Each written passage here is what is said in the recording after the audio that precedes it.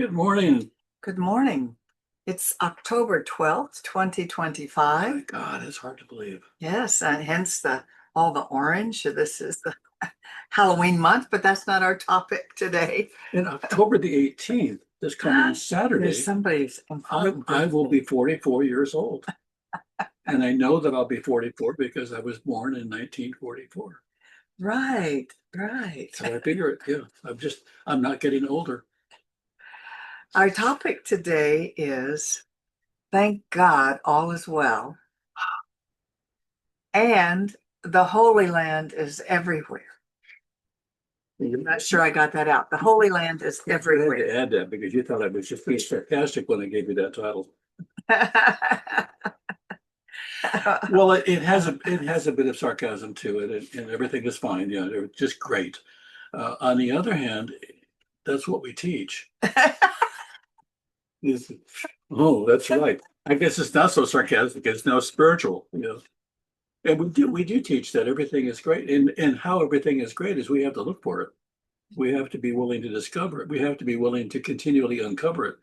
Many years ago, when I was like 15, 16 years Can I old. just step in and hold on to that Sure. story? Because most of the time, most of the things in our life are good, Yeah. but we tend to focus on that one or two areas that Like if you're at the just would airport. like to be a little better or different. Like what? If you're at the airport. Or anywhere. That's so good. Or anywhere. We tend to focus on what we would like to have better instead of all the things that are already good in our lives. And so this business of thank God all is well, most of the things in our lives are really fine right now. If we focus on that and have gratitude for it instead of what we'd want to see better. Yeah, if you're not in intensive care right now, That's a good thing. right, you can care intensively about the world we live in and about the things that are going on. I was going to say before I was interrupted because So rudely. when I was 15 or 16, I went to a Lutheran church, and one of the things that Pastor Gibson said was, "We want to be sure that we stay away from fire engine prayer." And I thought, fire engine prayer. He says, "Yeah, you only pray when things are really bad. You only look for the good when there doesn't seem to be any." And I thought that was really, I stuck with me for all these years because we have a tendency to look for the good when things are good because it seems natural to enjoy the good. But when things aren't so good, we have a tendency to focus on what's wrong. And of course, we need to fix what's wrong, but we also need to be careful we don't lose track of what's good, what's right. As we were getting ready to come on this morning, several people, said hello and good morning, and I was noticing their smiles, and I was noticing their aura, their energy, and I thought the world may be going to hell in a handbasket for some, but it sure wasn't this morning for us. And we really need to pay attention to that because these are in many areas of the world hard times, and it can also be true in our world that there are hard times, but it's not all hard times. Right. And In fact, that's pretty much it. in fact, in the Holy Land, things are getting much better We right think we now. hope we And yes, we hope that gets finalized. But it's wonderful to see the cessation of a terrible war. So let's celebrate that.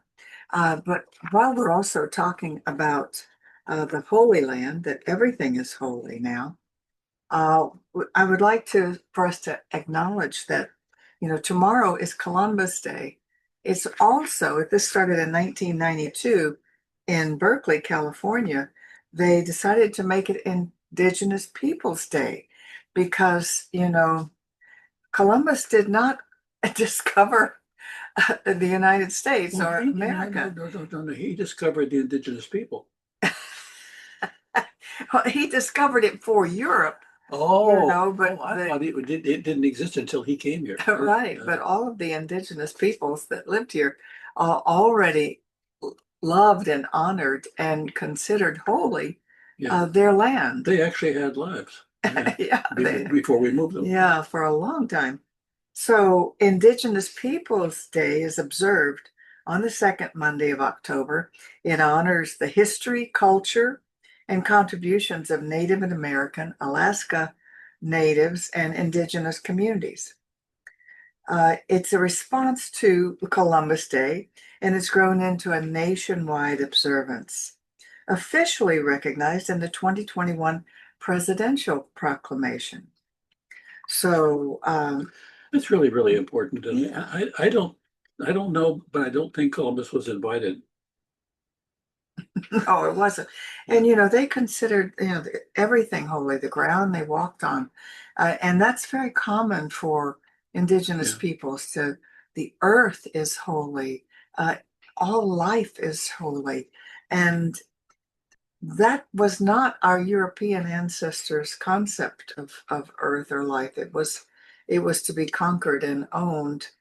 The Native Americans could not imagine owning part of the land. It's like owning part of the sky. How do you Mhm. do that? It's interesting if you think about it. When we certainly were very good at managing slavery, which is owning people, but not having a relationship with them. We think we own land, but we don't have a relationship with it. And our relationship with the land, our relationship with everything on the land, is where the true joy is. It's where the true life is. And we move right past that into no, forget what's on it. It's mine. Exactly. As a matter of fact, somewhere here I have a quote from Ernest Holmes about how humans can't even grow a blade of grass, and yet their plants are just so prolific and numerous, and will give us as we plant, as much as we request. And we haven't a clue how. That We couldn't reminds do it on our own. no, that reminds me though of the need to see the good. If you're watering your plants at home, you're nourishing them. If you're angry and upset, that hurts them. They Yeah, actually feel and know your consciousness. And if you go to your plant in the midst of all of what's going on politically and then everywhere else in the world and say, I love you, you have just fed your plants, but you've also just fed yourself.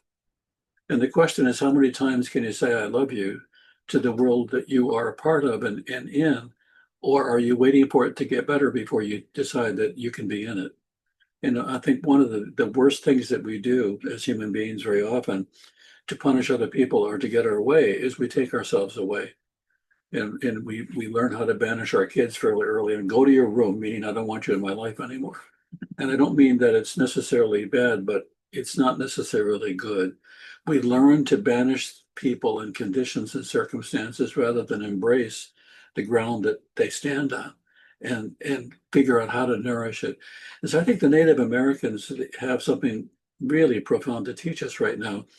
And I think also it's really harmonious with what I was thinking about, which was Jane Goodall and Who how recently made a transition. yeah, and we just watched it. If you get a chance to watch it, there's a Netflix on her last words, her speaking from the other side because she recorded a message for people after to be aired after she died.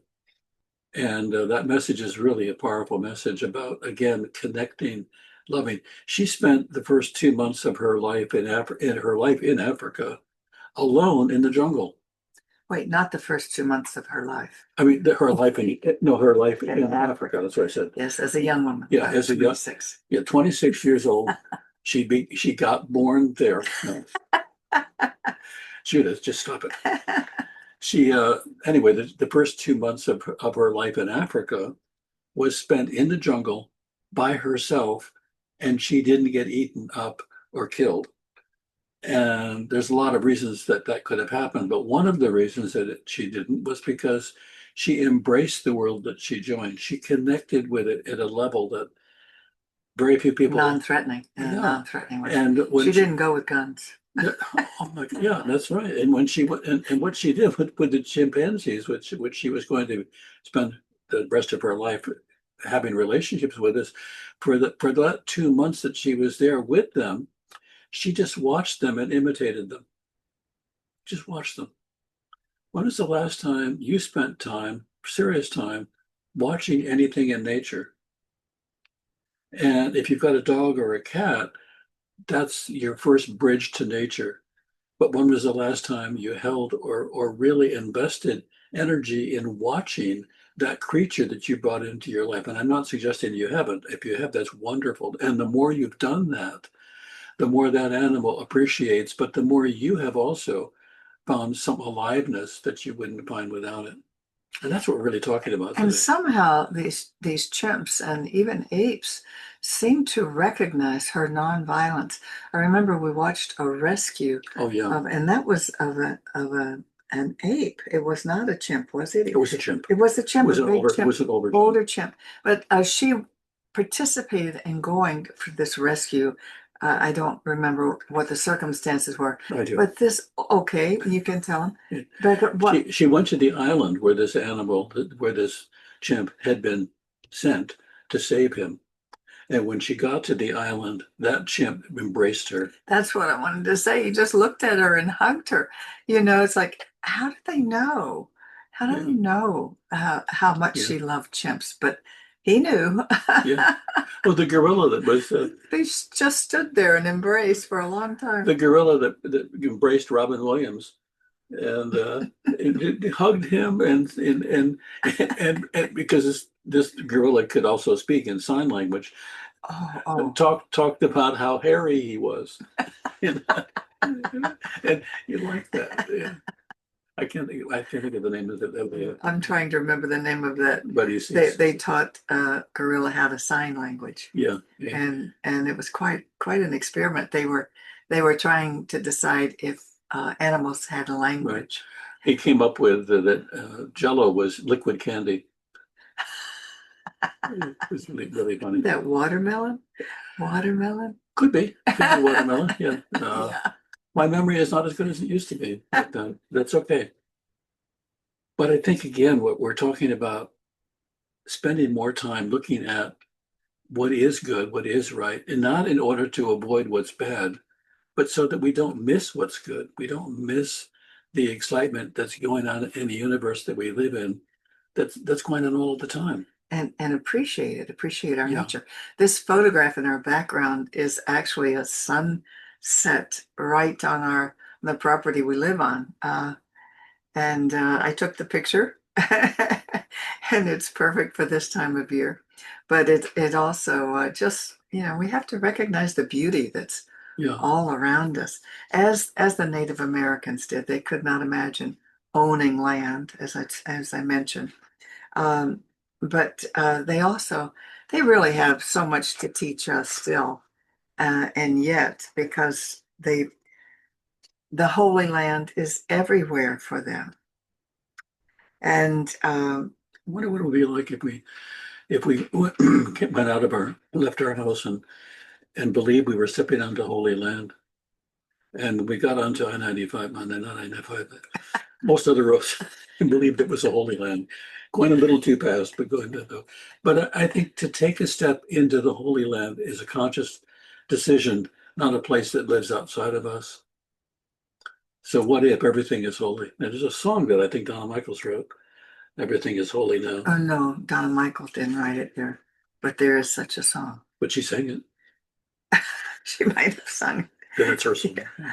Let's see, the song by Pete Mayer would work well with the Holy Land is everywhere topic. Uh, the lyrics are, this morning outside I stood, I saw a little red winged bird shining like a burning bush and singing like a scripture verse. It made me want to bow my head. I remember when church let out, how things have changed since then. Everything is holy now. Yeah, I love it. It's not just when you go to church, Yeah. just everything is holy now. And no matter how bad things are in some areas of life, and other areas of life were being served. I saw a video yesterday of a cat, and they showed a night video, and the cat goes out at night. He brings home a mouse. He brings home an iguana. He brought home a bird. He brought home all of these creatures and laid them on her in the bed with a snake in the bed with his owner. He's saying, these are my gifts for you. I'm out hunting at night, not for myself. I'm out hunting for you. She's sound asleep. So now she has a mouse and an iguana and a snake in her house, and she didn't. But isn't it interesting though to think that we we don't realize that our relationship with our animal world or our animal kingdom is going on all the time. It's not just when we're aware of it. This cat went out and thought, how can I, what are we going to do for Christmas this year?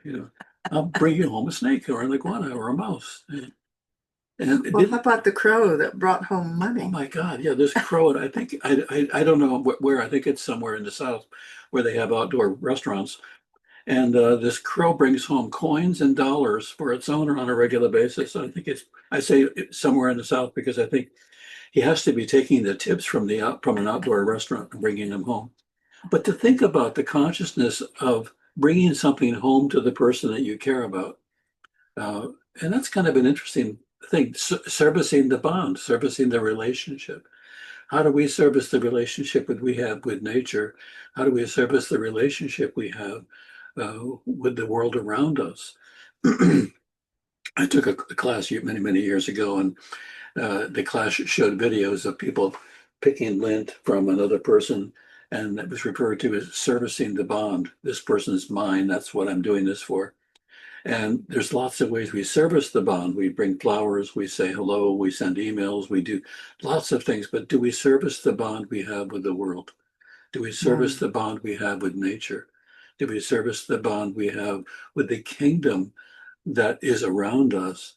Or do we simply serve ourselves the things that make sense to us at the time, that we become aware of them? right. And with this idea of thank God all is well, that is our teaching.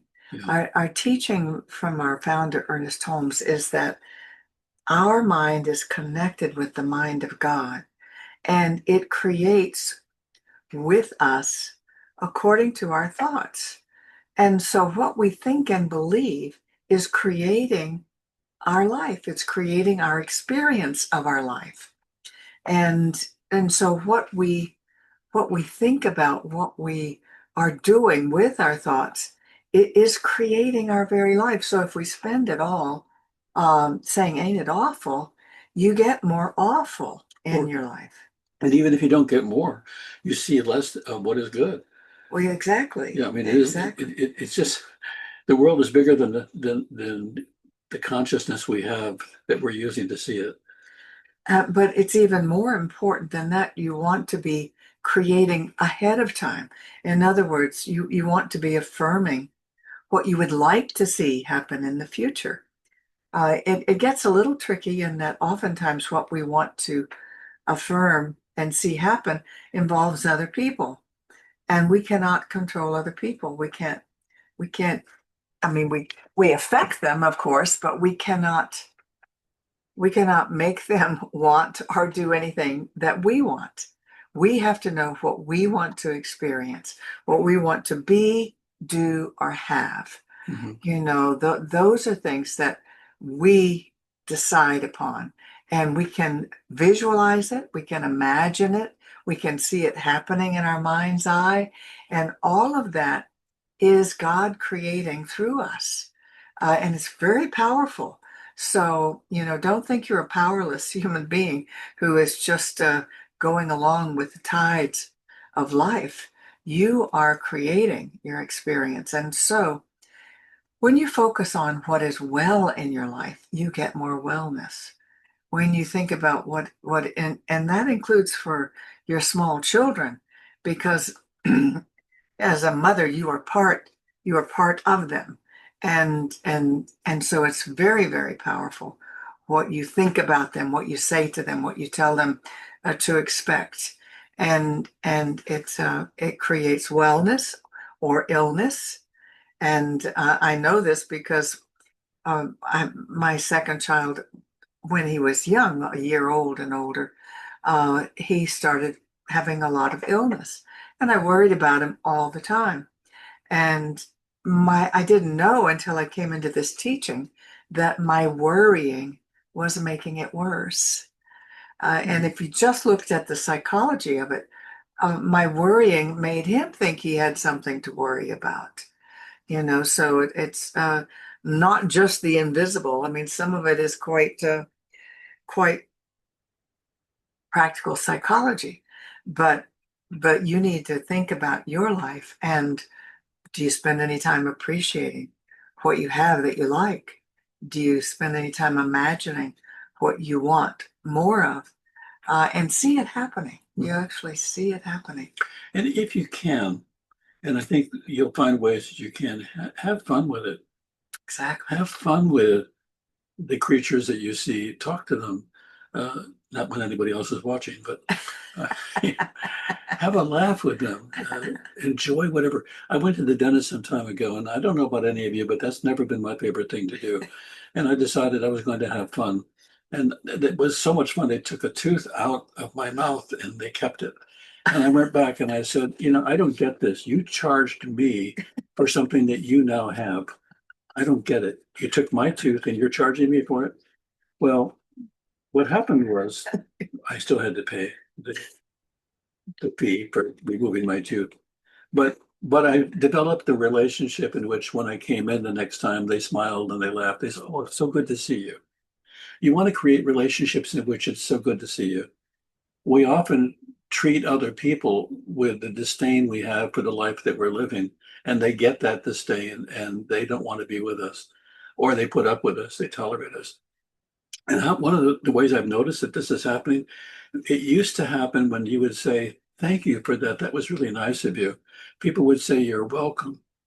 Now what they say is, No "No problem." problem. How did we go from "Thank you, you're welcome" to "Thank you, no problem"?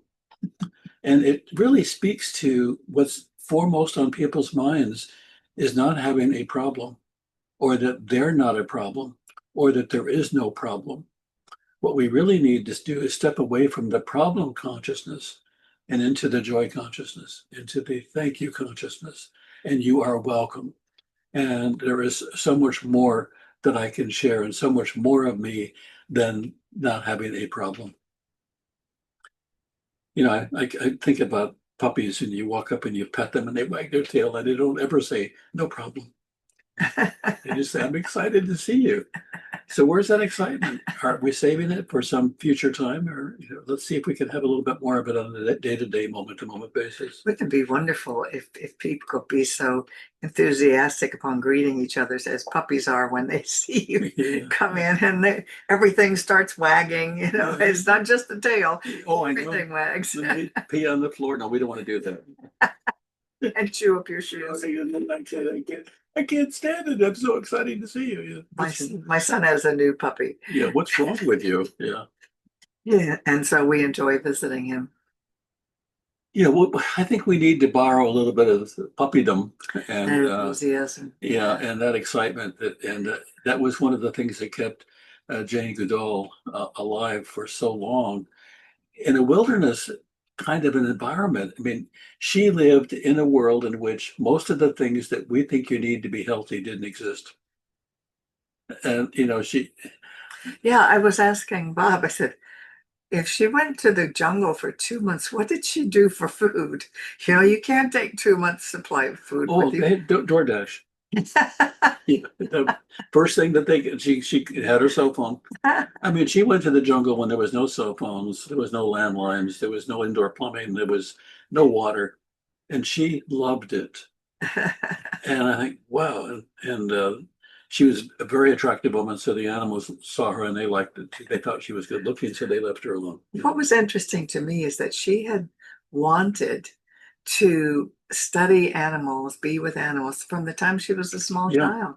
She was fascinated with all insects and animals, and her mother supported her in that vision. She always wanted to go to Africa and work with the animals, and boy, she certainly did. She certainly did. And her message to us was take care of this earth. It is holy. It is our earth. And she's very upset with global warming and all the changes that we're doing, backtracking with fossil fuel use and whatnot. I have a relative who tells me that our climate change is not from the use of fossil fuels and whatnot, but that it's a cycle of things, and that may be true. That may be true. I don't know what caused it, But we're but I adding to do know it. that we can't be helping it when we increase our fossil fuel Yeah, use and say, well, it didn't cause it. right. So we Not want helping to, it. we want to today in particular really pay attention to anything and everything that is working, that we can do, Yes. that is uplifting. We want, if we can, to step onto holy ground, wherever that ground is, and not be disparaging if we can, and see what we can do. We can change things, and we are changing things, but we can only change things from a place inside of us that is sufficiently changed from worry and fear to possibility and invention and creativity. We have to visualize the world we Yeah. want to live in. And We I'm not, visualize it and imagine enjoying. yeah, and I'm not speaking to a kind of Pollyannish way of life. We're not saying everything is fine. No, what is fine? Then show me some of that. Uh, what is fine? Let me see if I can expand it. Let me see if I can share it. Let me see if I can enrich it. You know, when you have a lot of plants in your house, you don't just water the ones that you feel like watering on a day or that you feel like watering. You don't just water the ones that seem to be doing better than the other ones. You water all of them. You love all of them as much as you can, and you watch them grow at their own rate, and you watch them be alive because that's part of who you are. It's their aliveness that you're exchanging. The first person to study scientifically plants' emotional reaction to things was actually a polygrapher. Yeah, remember his name? Was it Clive? Yeah, Clive something. yeah, He wanted he would, I guess, attach yeah. what do you call that, an electrode or Hmm. something to the plants, and then he thought about or Yeah. Yeah, or he, thought about burning the plant up, you know, and the plant reacted with a, if it's a polygraph, it's he's looking at um, their, the ink markings in regard to right, the polygraph. their blood pressure went up. But because they were agitated, they were upset Yeah, when you just thought about burning them, and when you thought of your plants lovingly, that you had a harmonious reaction. I thought that was fascinating. Many people have believed that their plants react to their love and care, but they didn't have any scientific proof.